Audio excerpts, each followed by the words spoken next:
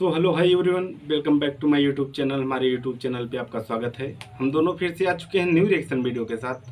आज का वीडियो थोड़ा धमाकेदार होने वाला है। जो सॉन्ग है बड़ा पछताई पे, बहुत ज़बरदस्त सॉन्ग है, तो हम लोग उस पर रिएक्शन देने वाले हैं। मैं हूँ विकास मौर्य।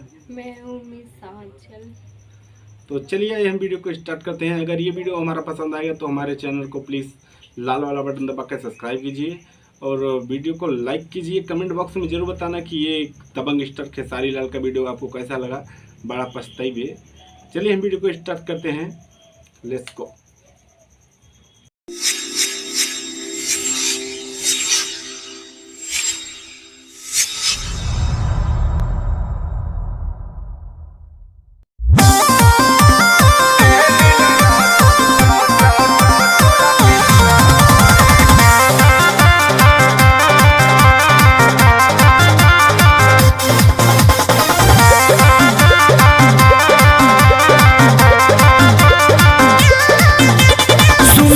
शादी तोहार होता के हुआ और से दूल्हा हो जाइल बावे कादो इंदौर से।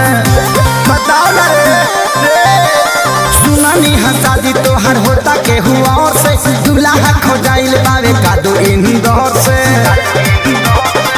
तोरा लभ के चूल्हा झोरी झोरी दिलुआ जारी, अरे झोरी झोरी दिलुआ जारी। अरे रे दिलुआ, अरे रे नीलुआ,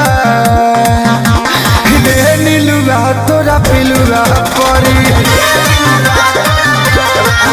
अरे रे नीलुआ तोरा पिलुआ परी।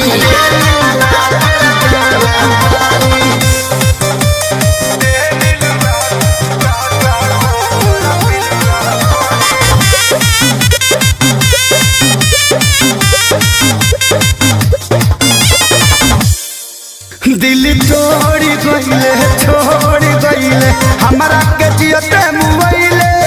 बदुआ लेके धोखा देके कौन मिठाई ते पहिले। बोला दिल तोड़ी गईले छोड़ गईले हमारा के जियते मुइले। बदुआ लेके धोखा देके कौन मिठाई ते पहिले।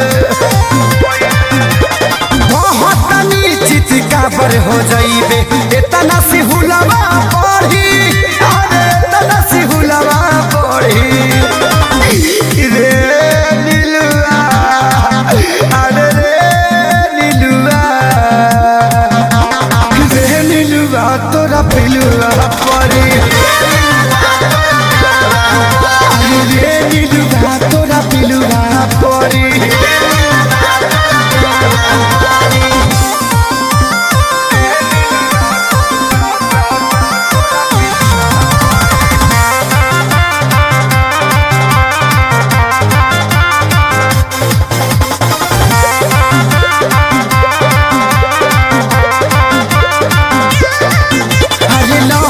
लुटबे से जिया पशु तबे सैया के धकरा कबारी।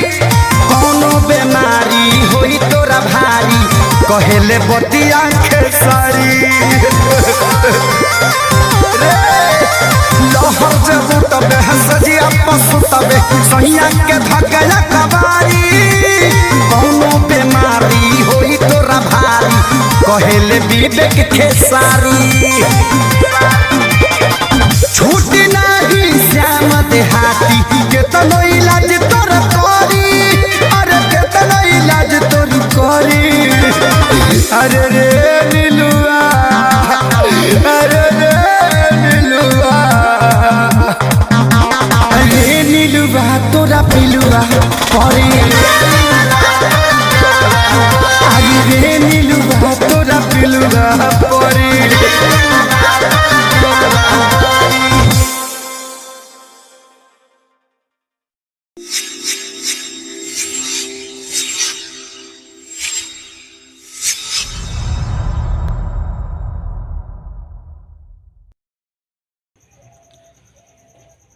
अगर ये वीडियो हमारा पसंद आया तो हमारे चैनल को प्लीज़ सब्सक्राइब कीजिए और वीडियो को लाइक कीजिए। कमेंट बॉक्स में ज़रूर बताना कि हमारा वीडियो कैसा लगा।